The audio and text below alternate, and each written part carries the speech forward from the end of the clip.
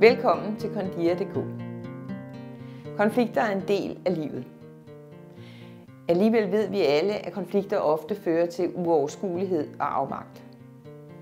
Ofte ender det med, at vi taler om den, vi er uenige med, i stedet for med den, vi er uenige med.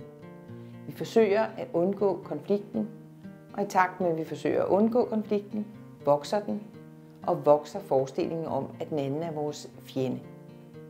Kondia.dk ønsker at give en håndsrækning til at genskabe eller skabe kontakt og dialog.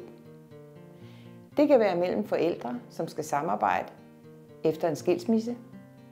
Det kan være mellem samarbejdskolleger på en arbejdsplads, hvor uenighed er opstået. Eller det kan være, hvor der er uenighed imellem generationer i familien. At søge mægling eller hjælp til konflikthåndtering er ikke at gå på kompromis. At søge mægling eller hjælp til konflikthåndtering er at vise mod. At have mod til at se uenighederne i øjnene. Og mod til at forsøge at forstå den anden parts perspektiv. Også selvom det ikke fører til enighed.